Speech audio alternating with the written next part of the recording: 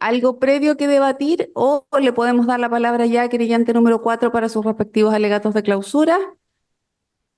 Bien, no viendo nada previo que discutir, se le da la palabra a doña Manuela Arroyo, querellante número 4 en este juicio para efecto de sus alegatos de clausura. La palabra es toda suya. Gracias, señoría. Gracias, colegas, también. Comenzaré haciendo mi acto de clausura en el cual dividí una parte general para luego hacer tres distinciones respecto a los delitos que están siendo imputados para cerrar brevemente con conclusiones respecto a este juicio.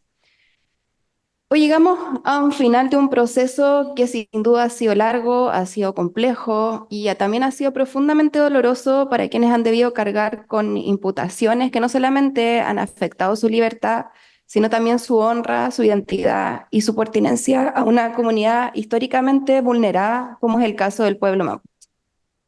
Estoy hablando de Martín Curich, mi representado, quien producto de todo lo que hemos visto en este juicio y tal como se acreditó con toda la prueba que fue rendida, sin duda de dudas fue privado de libertad, acusado de un delito terrorista, producto de prueba que fue implantada en su teléfono celular.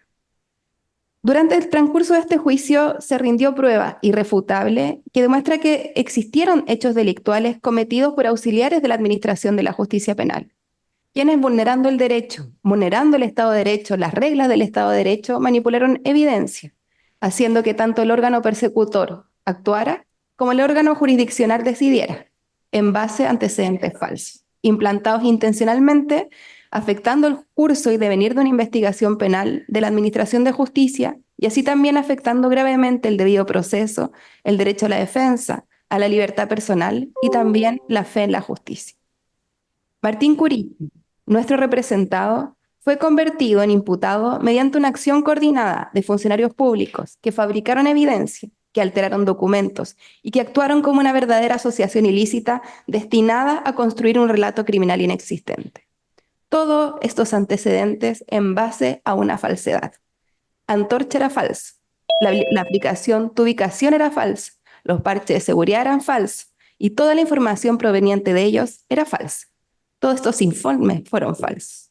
Y a partir de estos informes se montó lo que ya sabemos, ¿no? La Operación Huracán. Esta operación que se presenta en la actualidad como un ejemplo paradigmático de una estrategia de abuso del derecho penal, basado en la discriminación, en el abuso del poder, para castigar a personas pertenecientes al pueblo mapuche, para acusarlos de delitos que no cometieron, y además para aplicar las normas de excepción que están insertas, ¿no?, en una ley que debe ser de aplicación ultra excepcional como la ley antiterrorista. A mi representado Martín Damián Curiche Curiqueo lo acusaron de terrorista, lo detuvieron en la vía pública, lo expusieron como un criminal terrorista frente a todo Chile, para luego, estando dentro de la esfera de resguardo del Estado, ser objeto de inoculación de su propio teléfono celular. Esto se acreditó con prueba testimonial, con prueba pericial, con prueba documental durante este juicio. Y creo que respecto a aquello no hay duda que quepa. En este sentido, la existencia de estos hechos y particularmente respecto de la víctima, Martín Curiche, dieron lugar a la existencia de tres delitos que fueron absolutamente acreditados durante el transcurso de este juicio. Primero me referiré al delito de asociación ilícita. Uno de los puntos más relevantes que emergió con claridad durante este juicio es que sí quedó acreditada la existencia de una asociación ilícita operando al interior de un equipo policial encargado de la investigación. No se trata de conjeturas ni de interpretaciones, se trata de hechos demostrados mediante pruebas testimoniales, documentales y periciales. Primero, existió una coordinación estable, permanente y con roles definidos. La prueba rendida en el juicio nos permitió identificar que los funcionarios involucrados actuaban de manera coordinada. No fue algo ocasional, no fue solo una vez, existía una permanencia en el tiempo. Existían funciones diferenciadas. Hay quienes generaban la información, en este caso Smith, OCES, hay quienes la validaban y quienes la incorporaban al expediente. Este proceso de inoculación de prueba no fue algo espontáneo, no fue algo casual, sino que terminó en un acto terminal, solemne, como es un informe policial, como es un instrumento público que está asignado de puño y letra por uno de los acusados aquí presentes. Y esta estructura no fue improvisada, operó durante un periodo de tiempo con un objetivo común bajo un manto de legalidad y así, por ejemplo, lo señaló respecto a las características, ¿no?, de la obediencia entre carabineros, entre otros el testigo del ex general Navizos. Estos elementos cumplen plenamente con los criterios doctrinales y jurisprudenciales que definen una asociación ilícita: pluralidad de sujetos, permanencia en el tiempo, organización interna y finalidad delictiva. Si bien quienes declararon y depusieron este juicio, uno de ellos, el acusado ex general Gonzalo Glú, señala el desconocimiento de estos hechos, sí se pudo acreditar durante este juicio que éste manejaba las esferas de poder como director de inteligencia desde el año 2015. La prueba documental pudo probar que de su propio puño y letra, el ex general Blue, quien dirige el informe de Liberación 130, firmó un antecedente, un documento oficial en el que se señalaba antecedentes absolutamente falsos respecto a una imputación criminal a mi representado. Esto también se desprende de la declaración del fiscal Cristian Paredes y es reconocido como también por los demás imputados y otros testigos como la persona a cargo, donde las decisiones debían necesariamente pasar por su aprobación y por lo tanto por su responsabilidad. La prueba testimonial y documental también permitió acreditar el rol del mayor Marín como un coordinador, con vasta experiencia a causas de alta connotación política catalogadas como terroristas, como por ejemplo fue el caso Peajequino, el caso Turbus, siendo el nexo de la UIOE Araucanía. Los ejecutores: OCE, quien se destacó por su carrera profesional en persecución al pueblo mapuche, como también quedó evidenciado en este juicio, y Alex Smith, encargado de las herramientas informáticas, CPR contratado mediante documentos profesionales falsos que fueron también incorporados durante este juicio, y también incluso testigos absolutamente imparciales como la testigo Sandra Palma hablaron que incluso para obtener su trabajo se ocupó documentos falsos. Aquí también consideramos que respecto al tipo subjetivo, ¿no?, al aspecto subjetivo del tipo penal de la asociación ilícita, quedó también acreditado la finalidad delictiva. Esta asociación ilícita no se formó para investigar delitos, sino para fabricarlos. ¿Cuál era la finalidad de este grupo? Crear evidencia falsa, atribuir hechos inexistentes a personas inocentes y además presentar resultados investigativos que justificasen operativos, gastos y que reforzaran también narrativas institucionales y criminalizadoras. La falsedad documental no fue un acto colateral, fue un instrumento central de esta asociación ilícita y que obtuvo sus objetivos. Y esto fue acreditado por la prueba documental y pericial rendida durante este juicio. Los peritos informáticos y los documentos incorporados demostraron alteraciones en los archivos digitales, ausencia de una cadena de fidelidad de una cadena de custodia, inserción de mensajes que no corresponden a un dispositivo real e inconsistencias técnicas imposibles de explicar en un procedimiento legítimo.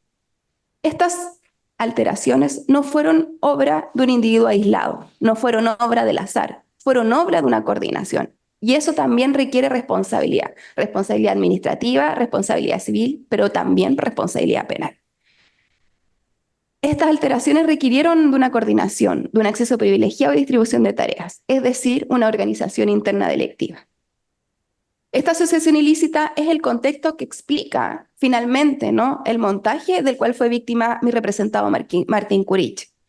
La existencia de esta organización criminal no es un dato accesorio, es la explicación del por qué él fue criminalizado, por qué fue privado de libertad y por qué fue incriminado sin evidencia real.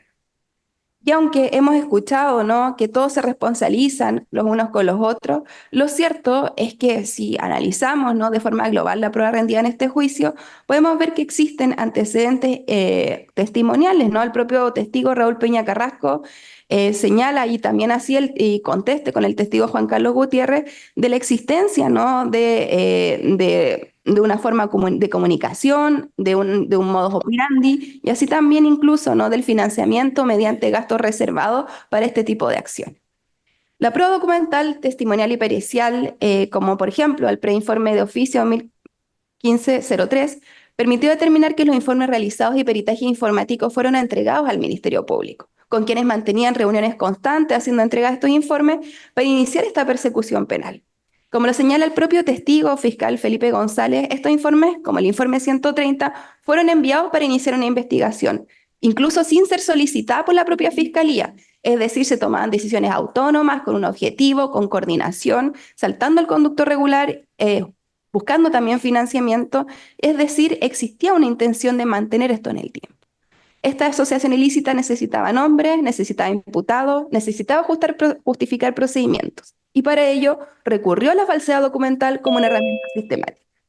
Martín Curiche no fue investigado. Martín Curiche fue seleccionado como una víctima para montar prueba falsa y para acusarlos y criminalizar.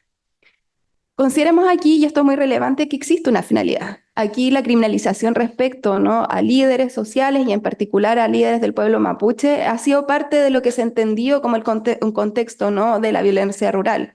Una terminología que ha ido mutando en el tiempo, cuya definición no se encuentra establecida, pero que sí hablaron de eso, ¿no? Por ejemplo, el testigo Eduardo Witt, ¿no?, que habló de esta idea de una cultura general, de que es un hecho conocido con todos, que una práctica, ¿no?, sin estándares, sin parámetros legales, que se busca también investigar y en este caso, al margen de la ley, crear evidencia para acusar. Sobre este punto, señoría, creo que también aquí hay un ejercicio que debemos hacer respecto a lo que se ha denominado como el control de convencionalidad, es decir, ¿no?, a la existencia de un mandato que está por sobre la legislación nacional, que son el Sistema Internacional de Derechos Humanos.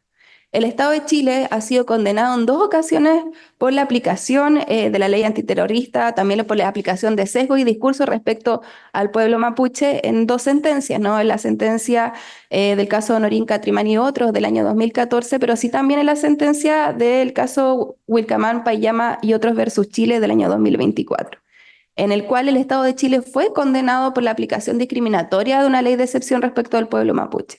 Y en este caso, si bien no estamos discutiendo si se aplica la ley antiterrorista o no a imputados del pueblo mapuche, lo que estamos discutiendo es cuál es la sanción, ¿no?, cuál es la responsabilidad de quienes sí hicieron eso.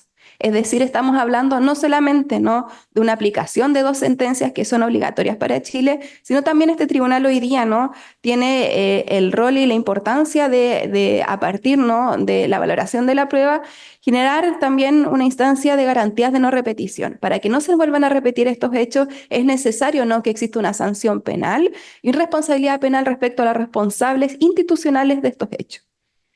Es así como esta operación Huracán, ¿no?, el caso que vimos durante meses, durante este largo juicio, ¿no?, se presenta como un caso paradigmático de una estrategia de un abuso del derecho penal, basado en la discriminación, en el abuso de poder, pero sustentado también en esta asociación ilícita. Es la forma en que se concretiza, ¿no?, esta forma de discriminación, este sesgo y esta criminalización, y de esta forma, ¿no?, mediante este modus operandi, en los hechos, ¿no?, son posibles de subsumir dentro de este delito de asociación ilícita.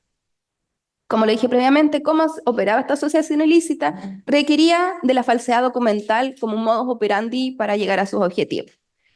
En el juicio, ¿no?, durante todos estos meses se pudo acreditar que el día 20 de septiembre, ¿no?, Martín Curichi fue detenido por el testigo, imputado, perdón, Cristian Geyser, quien en su declaración también señaló que fue él mismo quien le incautó el teléfono.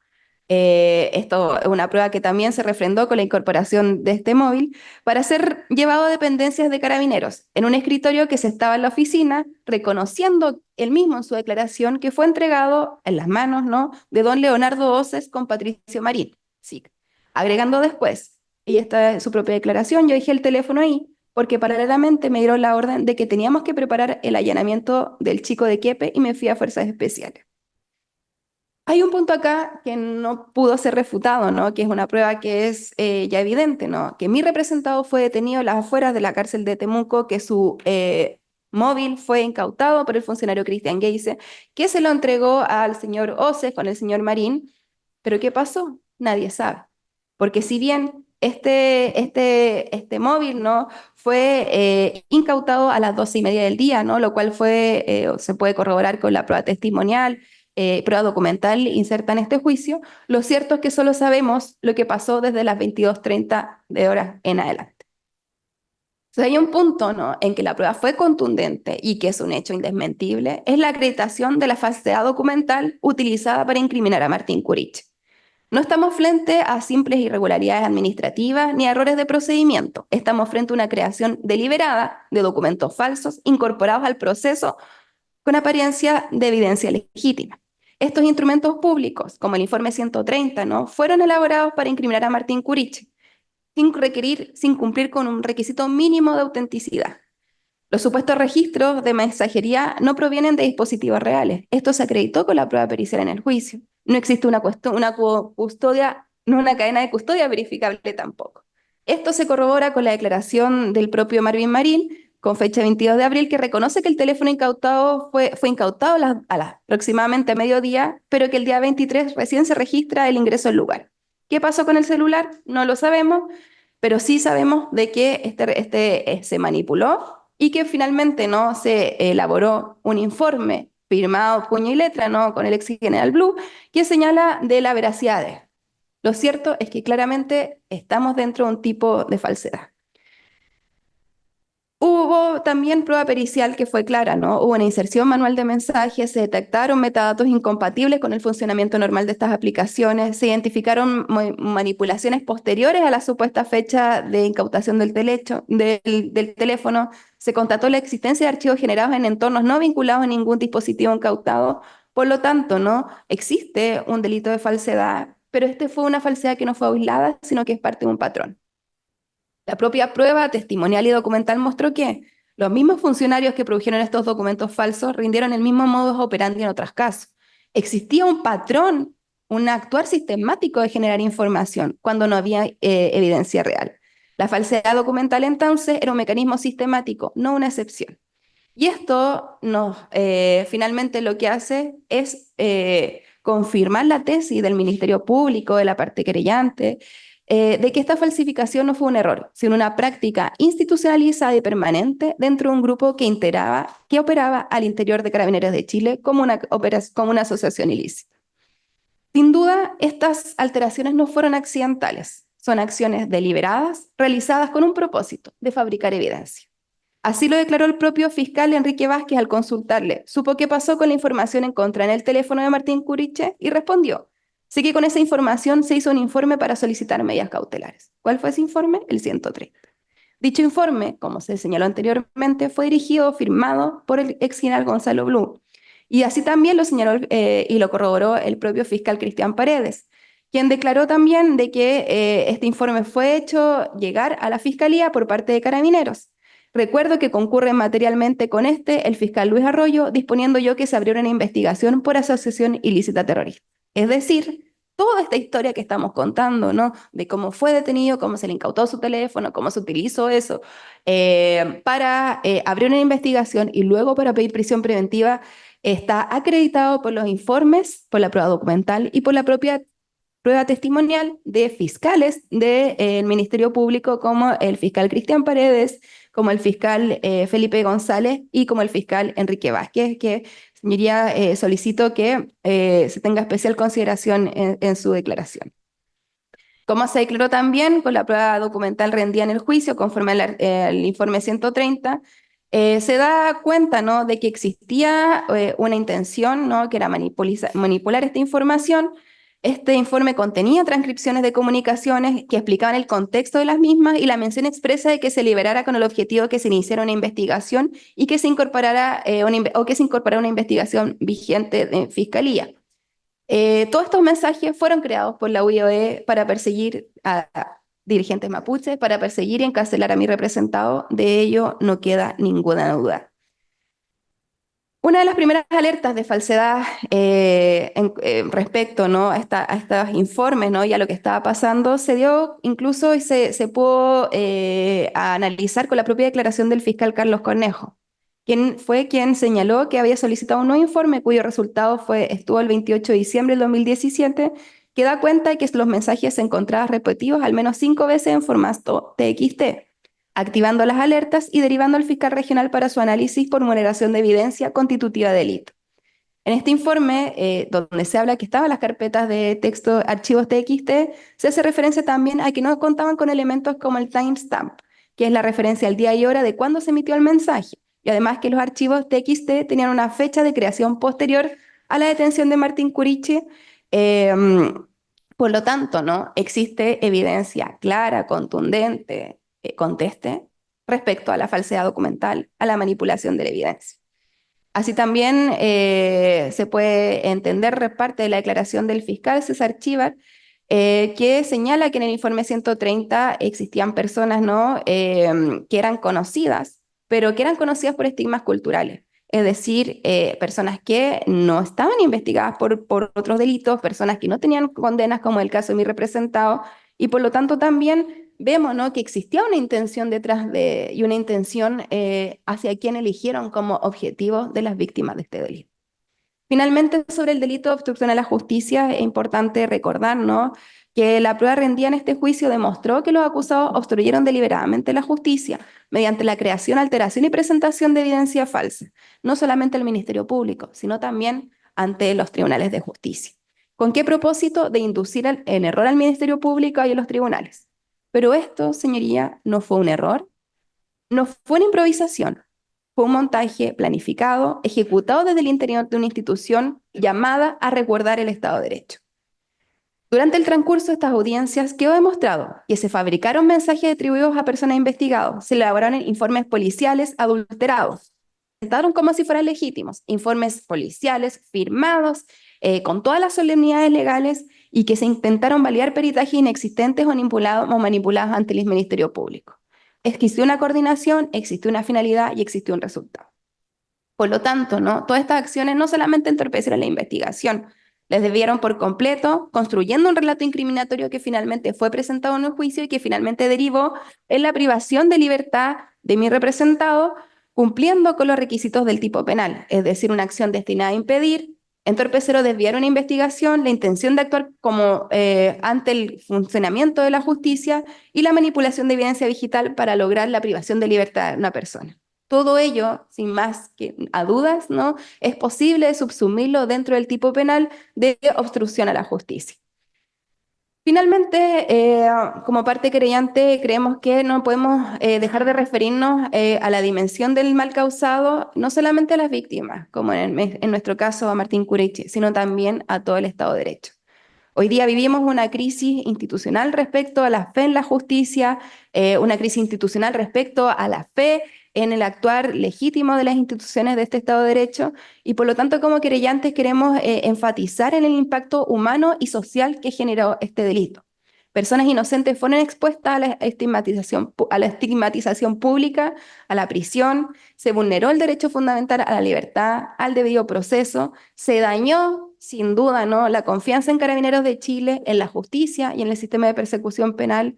Se afectó también, con este caso, la convivencia democrática en un territorio, en una región ya tensionada por conflictos históricos, respecto de los cuales quienes habitamos debemos enfrentarnos día a día. Y por lo tanto aquí estamos hablando de delitos que no solamente tienen un carácter técnico, ¿no?, una obstrucción a la justicia que no es solamente con un fin técnico, sino que es un atentado contra la integridad del sistema judicial.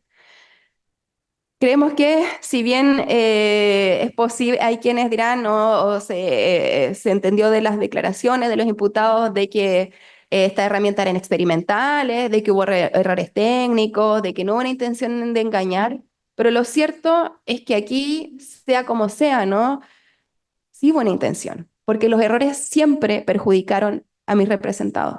Los errores siempre buscaron criminalizar, los errores siempre buscaron encarcelar. La supuesta experimentación tecnológica fue utilizada también como una cortina de humo.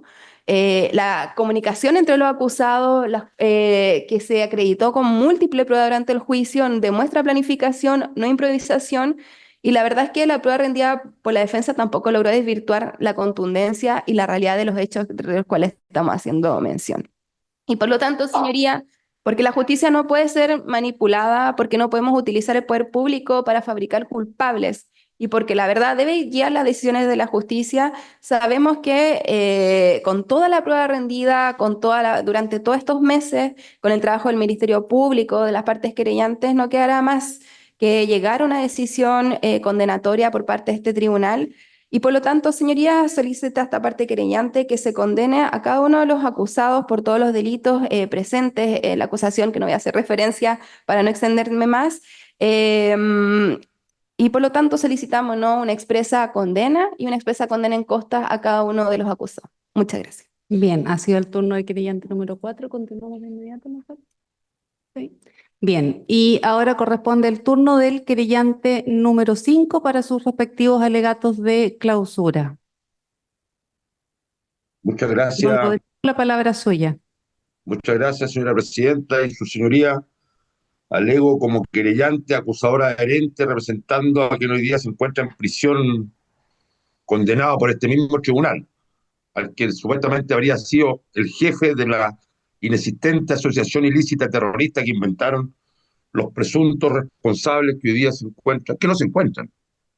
En el tribunal no logro ver, parece que a ninguno de ellos, probablemente frente a los computadores algunos de ellos. Toda la facilidad que el sistema penal y procesal penal le ha dado a estos particulares acusados. No conozco, en mi corta historia de casi 20 años litigando, poco más de 13 años litigando en esta jurisdicción, no conozco ningún otro caso, y lo dije en la apertura, donde acusados por delitos graves como asociación ilícita no se encuentren presentes en el tribunal, se les permite estar sin cámara, no estar, y todas las facilidades que el sistema penal le da normalmente a los poderosos, y no solamente en este caso. ¿Y por qué hago presente aquello, señoría? Y parto con aquello. Recuerdo que hace 8 años, aquel 23 de septiembre del 2017, cuando yo aquel día me encontraba cumpliendo recién 46 añitos, un poco más joven de lo que estoy ahora, hace 8 años, y nos desempeñábamos en este mismo edificio, en el conocido caso Lusinger-Mackay, estalla entonces este escándalo Operación Huracán. Juicio que, yo no sé si era esta misma sala, muy parecida a esta, estaba la presencia física de quien hoy día es el fantasma abogado Hermosilla. Se encontraba presente en aquel juicio. En el juicio Lusinger-Mackay, donde este mismo tribunal condenó sin pruebas a los Pupeñi Tralcal, los primos Tralcal.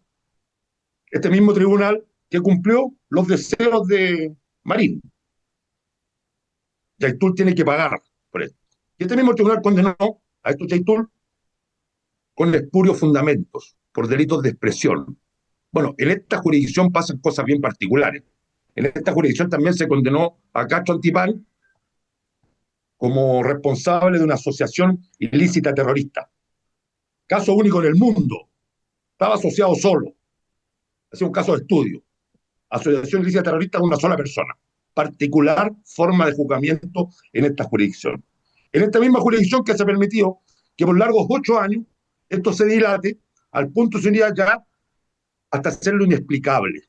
Durante el fin de semana y los días previos le contaba a algunos colegas, a algunos amigos, no, mira, tengo que alegar Huracán, pero ¿cómo? No, mira, que cómo, que tú sabes que el Estado de Derecho, la impunidad, la jurisdicción, etcétera, etcétera. Entonces, claro, probablemente aquí los resultados de este juicio van a ser inexplicables también. ¿Por qué? Porque así funciona la cosa. Probablemente habría que citar más pormenorizadamente, no sé si todos nos hemos dado la tarea de leer al profesor Zaffaroni, por ejemplo, que lo explica perfectamente lo que ocurre en este juzgamiento pues sobre la base del concepto del derecho penal subterráneo. Quien no lo ha leído, se lo recomiendo. Créanme que es bastante entretenido. Y además para entender la dimensión del derecho de una manera distinta.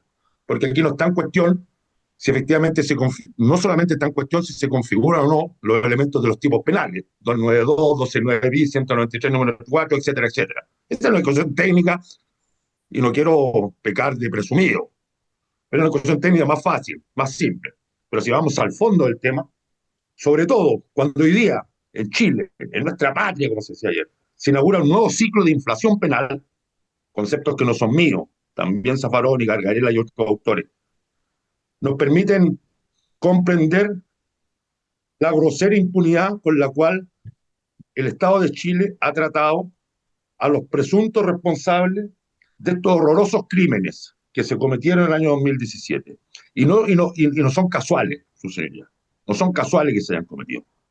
Lo que llaman violencia rural, que me incomoda a mí, ya que todos se atreven a conceptualizar, y a conceptualizar, yo voy a conceptualizar como este interviniente cree.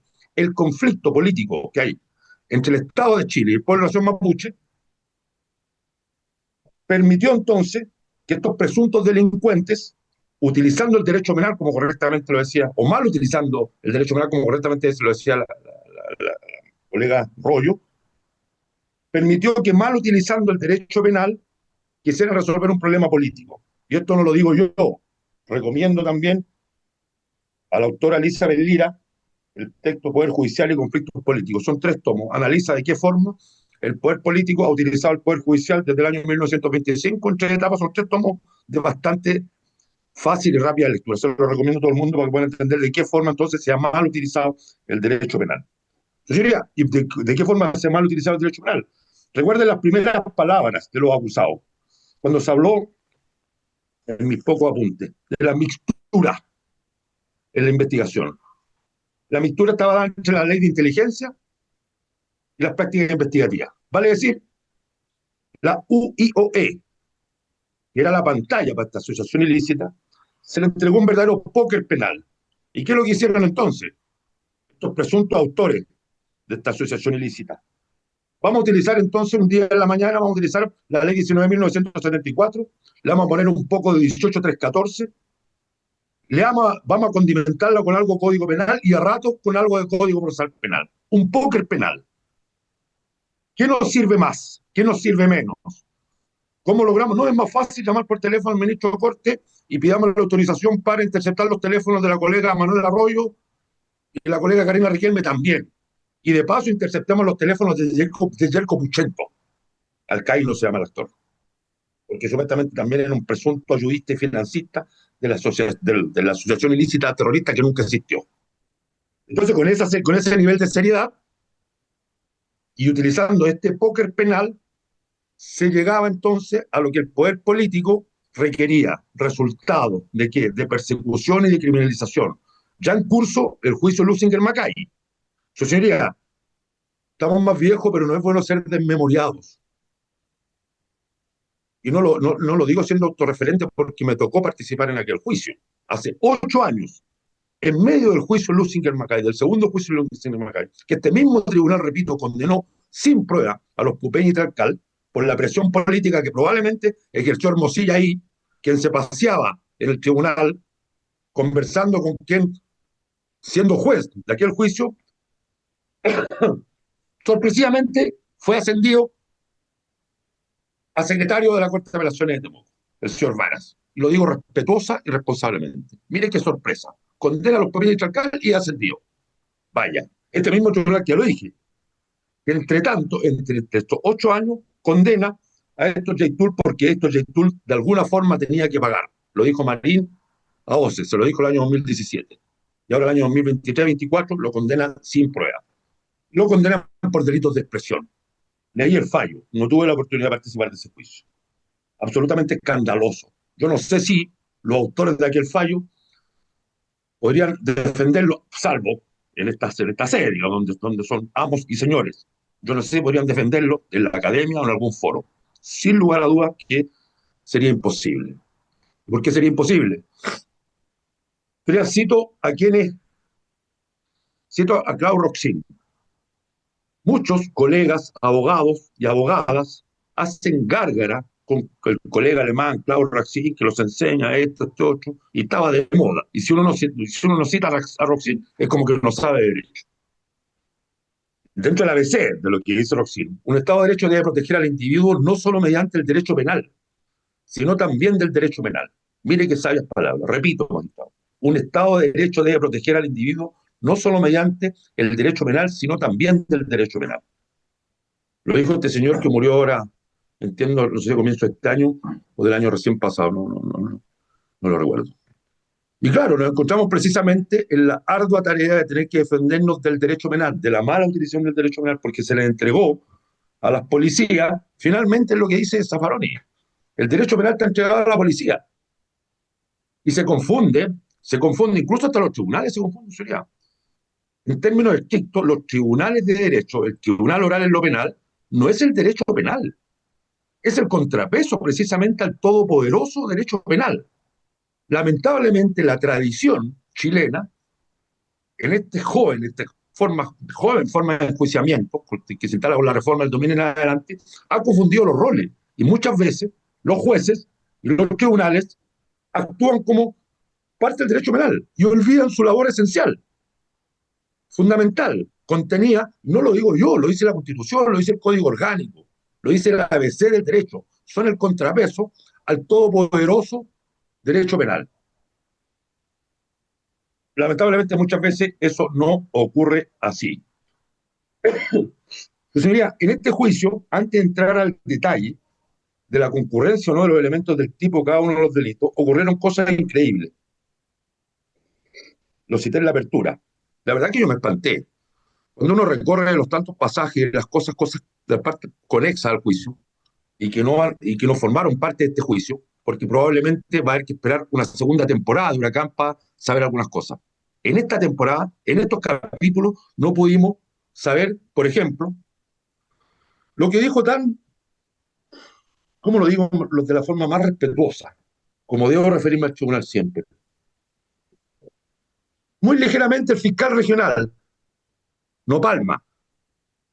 No voy a hablar porque efectivamente, y la defensa muy probablemente va a insistir en el tema, sin lugar a dudas, que la acusación fiscal está manchada con la rúbrica de Palma, sin lugar a dudas.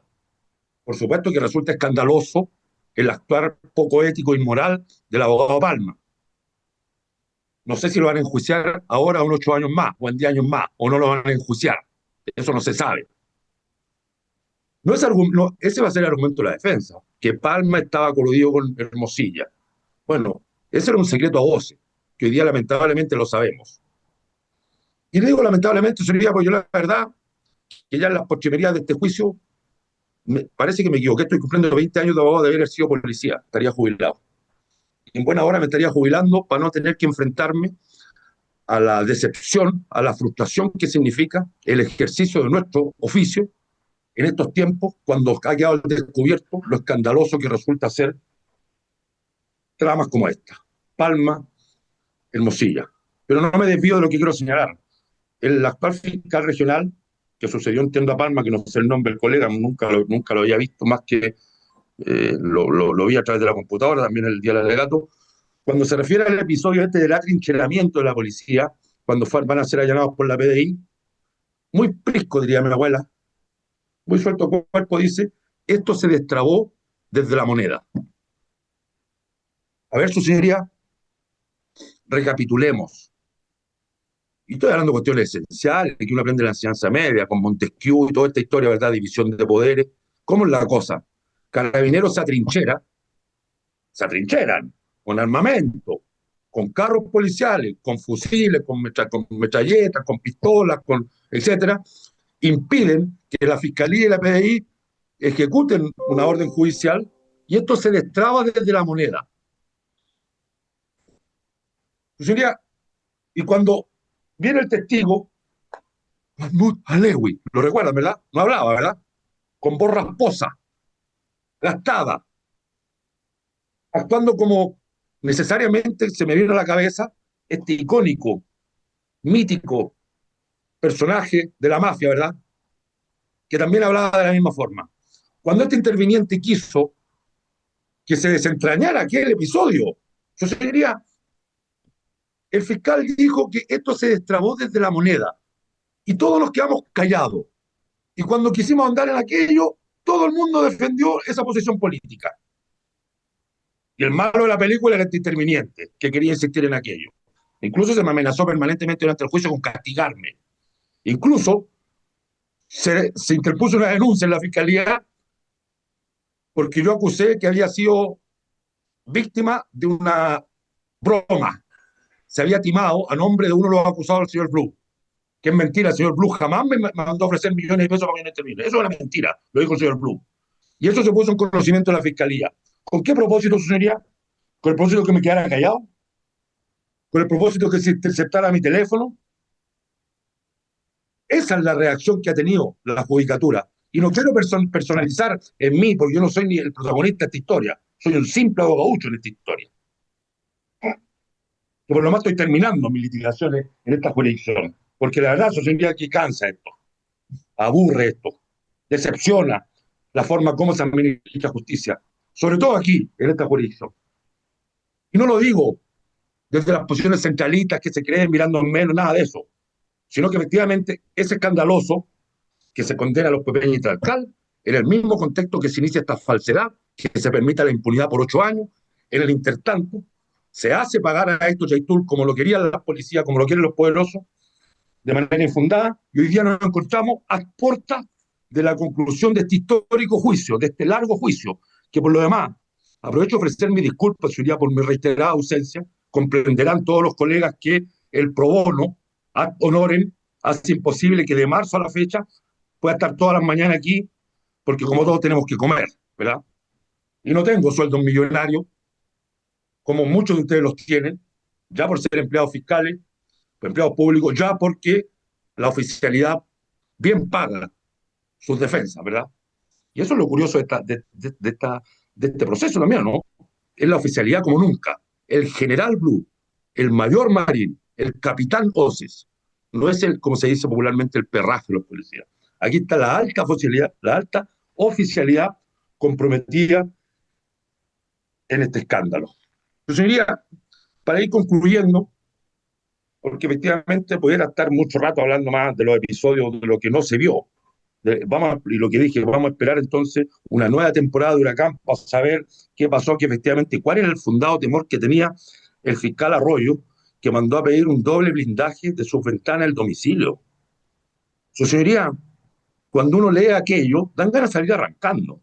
Si un fiscal de la República, un fiscal del Ministerio Público, teme por su vida y quiere un doble vidrio blindado de su ventana a la casa porque teme que le van a ir a disparar a su casa, ¿qué le queda a un simple abogado como uno, que ni siquiera tiene los recursos para llegar a Temuco? No tengo ni la plata para pagar el metro para llegar al terminal sur. ¿Qué le queda a uno? ¿Qué le queda al simple ciudadano? ¿Qué es lo que le queda? Ser víctima entonces de los delitos, porque en este póker penal se permite, ya lo dije, ¿verdad? Le echamos un poco de ley antiterrorista, de ley de la ANI, algo de código procesal penal para darle un manto de legalidad y le damos para adelante, ¿no? Porque al final del día esto tiene que salir adelante. Lo dijo la colega Arroyo y reproduzco aquello que los requisitos jurisprudenciales y doctrinales que crecen en relación con la configuración del tipo penal de la asociación ilícita, que en buena hora ha sido construido también. Y fíjese qué curioso, los principales fallos que sostienen la posibilidad entonces de la configuración de una asociación ilícita al interior de los institutos armados y policiales es precisamente los fallos y los crímenes más atroces que se cometieron durante la dictadura y que cometieron miembros de los institutos armados y policiales, ¿verdad? Por lo tanto, eso está despejado desde luego. La UIOE es una historia, y vaya que es historia, ¿verdad? Pero la asociación ilícita es otra historia. Y esa asociación ilícita efectivamente tenía jefatura, tenía una finalidad, tenía un plan directivo, ¿verdad? Tenía roles, tenía financiamiento, la permanencia en el tiempo y todos y cada uno de los requisitos que no voy a ahondar más porque voy a perder parte de mi tiempo.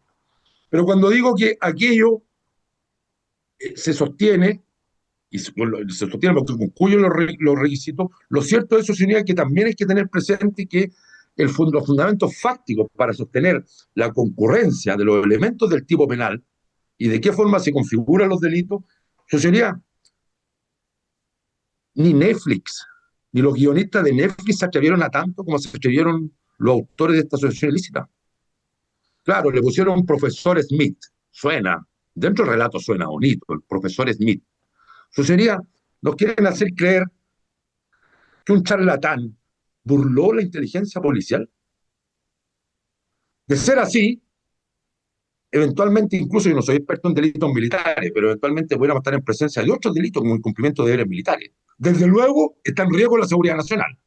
Desde luego. Y Dios nos libre a todos. Con el jefe de la inteligencia policial en Chile, un charlatán, como estos señores que aquí, yo no sé si, me imagino todos ustedes conocían a estos señores que afuera del Club de la Unión, a una cuadra del Palacio de la Moneda, vendían estos utensilios que cortaban todo, picaban de todo, andaban con perfectos términos. Estos charlatanes. Su señoría, recordemos el primer día cuando se instala este juicio, el profesor Smith, el experto, el que había creado antorchas de ubicación, no era capaz de conectarse al Zoom, pues señoría. Y él entonces creó este sistema antorcha, incluso lo que algunas defensas hasta el día de hoy defienden y sostienen. Yo creo que el corolario de esto, del escándalo, hubiera sido que hubieran traído al tío Emilio al juicio, para probar que frente al tío Emilio sí funcionaba la cosa, como lo pretendió, entiendo, el capitán Ose y su defensa, tratando de legitimar la veracidad de esta falsedad, porque el tío Emilio, este Tepillé, lo habría, lo habría certificado, lo habría validado. Eso sería, todo esto que ocurrió en el juicio da cuenta que indudablemente, más allá de la excusa que tienen, porque este atentado a la fe pública que se produjo en 2017, en alguna medida se reproduce y hay como una revictimización del 2015. Por lo menos este interviniente no le deja de sorprender de qué forma, por ejemplo, una institución encargada de la persecución penal en Chile, que hizo desfilar en esta sala a todos los fiscales, a los otrora fiscales regionales y al actual fiscal regional, y de ahí para abajo todos, con sus impecables trajes, por supuesto, todos, ¿verdad? Todos defendiendo la objetividad del Ministerio Público, la falsedad de los dichos de los policías, porque la Fiscalía acreditó en este juicio de que nada tenían que ver, que no metieron las manos en esta historia.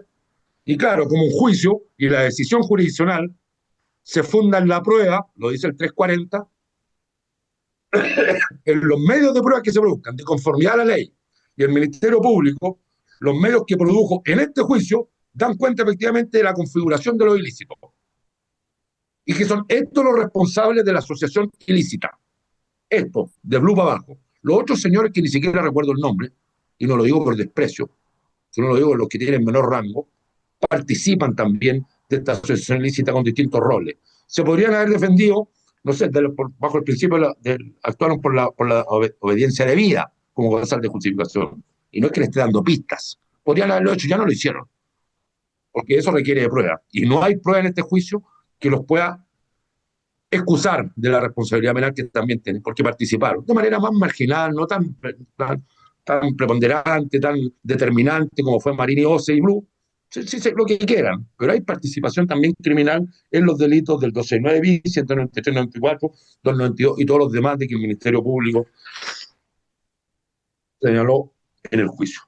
Señoría, quiero terminar este alegato y por supuesto que no voy a ocupar más tiempo y hacer perder más tiempo a ninguno de los intervinientes, señalando que efectivamente hay una, de esta parte, de este interviniente, hay una decepción por el sistema penal, y no es que esté haciendo confesiones personales como que estoy frente a un psicólogo, un terapeuta.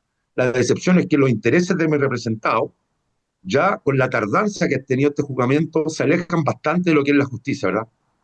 La justicia, para que sea tal, tiene que ser oportuna. Frase que tampoco la inventé yo, la repito del oro nomás porque me la aprendí hace mucho tiempo. Y vaya que tiene sentido. Pero en este juicio, cuando en esta misma sala los acusados se permitieron ordenar quiénes eran los jueces que querían que lo juzgaran, cuando sacaron al magistrado este que se vistió de rojo en aquel juicio Lusinger y que absolvió por vestirse de rojo, ¿verdad? Lo sacaron porque les molestaba, con todos los ardid que las defensas tuvieron. Y a este respecto, si tengo que pedir mis disculpas y mis excusas por probablemente algunos de los excesos verbales, respecto sobre todo a algunos intervinientes que fueron intervinientes privilegiados, regalones del sistema, ¿verdad? Que se les permitió lo que quisieran durante el juicio, se les permitió lo que quisieran, particularmente a las defensas de Blue y a las defensas de Marín. Hicieron lo que quisieron. Dilataron al punto que ya, ¿cuánto tienen a saber? 5, 6, 7 años de abono. Yo probablemente los abogados Jara y Ara tengan en detalle ya esa suma. 5, 6, 7 años de abono. Va a ser como el juicio al otro director de investigaciones, ¿verdad? Espinosa. Luego, ¿cómo se explica? Luego de 7 años de juicio, es condenado a tanto, pero tiene 4 de abono, está en su casa. Perfecto. Así no será. En Chile, en este chilito, funcionan las cosas de manera excepcional. Como no había prueba de cargo suficiente el 2017 para castigar a Yaitul y a otros, se inventa esta trama. Reproduciendo parcialmente, y voy a tratar de hacerlo correctamente, parte del argumento que dio el colega Peñi, Eduardo Painevilo, y no siendo un conocedor de lo que pasa en el Gulumapu, me atrevería a decir que esta operación política, este montaje de baja estofa, como fue conocido el caso Huracán,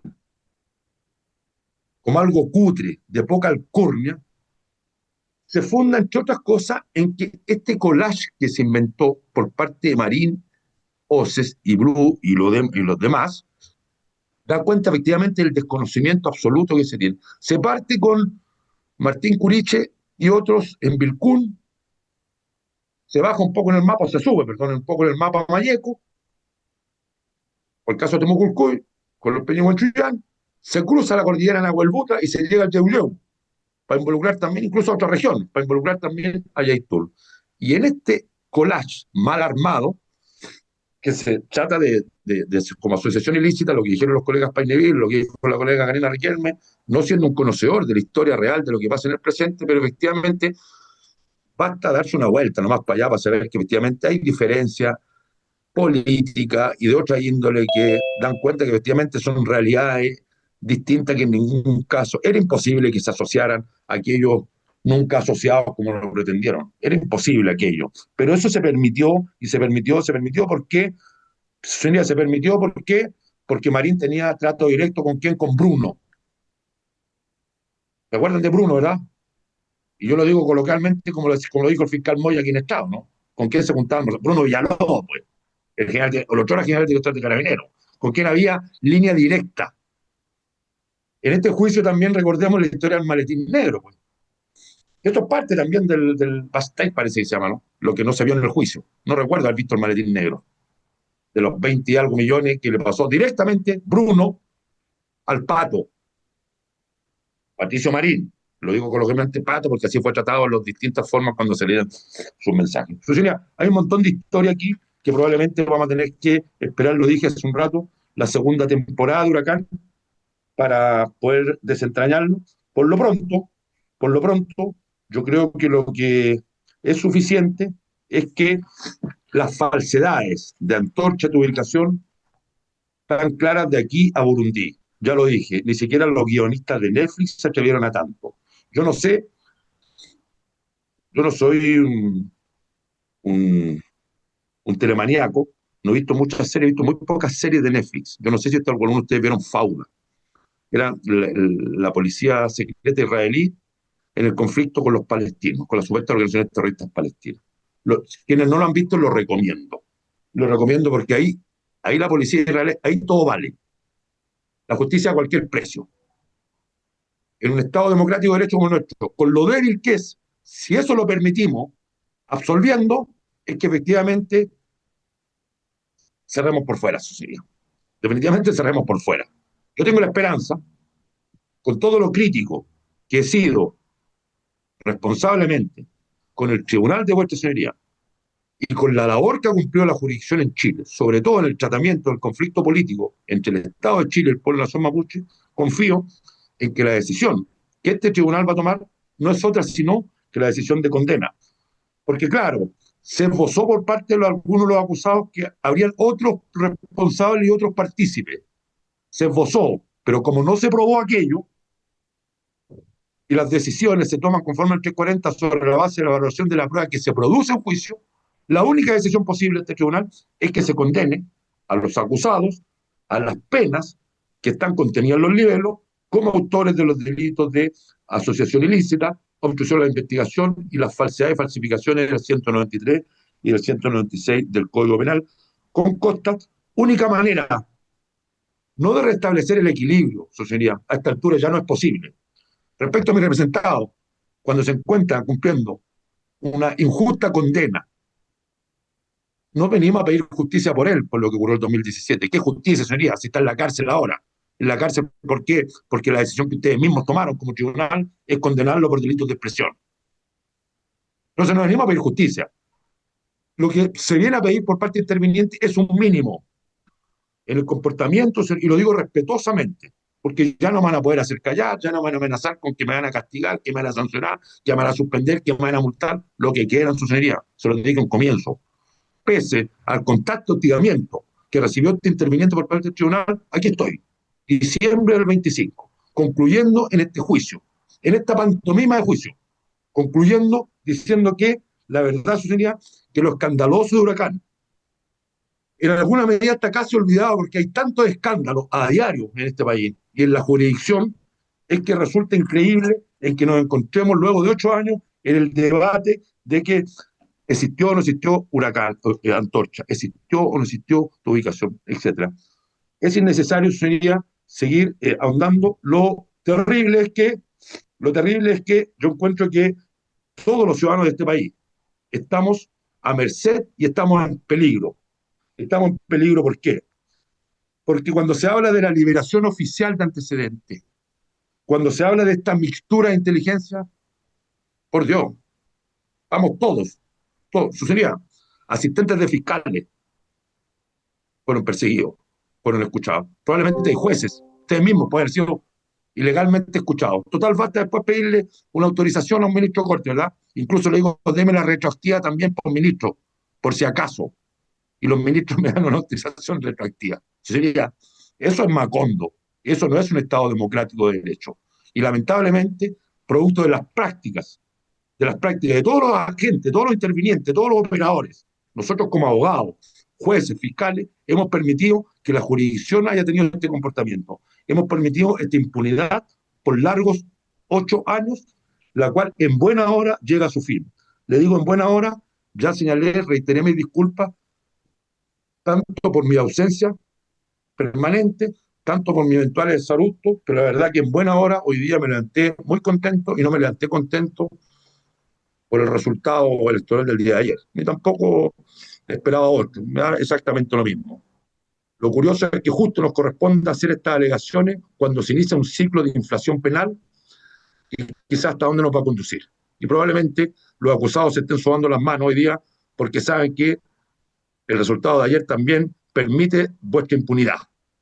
Ojalá, su señoría, ojalá, oh Dios, los jueces, y se lo digo con bastante respeto, no se permeen con las presiones políticas, ideológicas que el poder imperante y este ciclo de inflación penal juega y se comporte de conformidad a lo que obliga la Constitución y las leyes, al mandato que ustedes tienen como jueces de la República.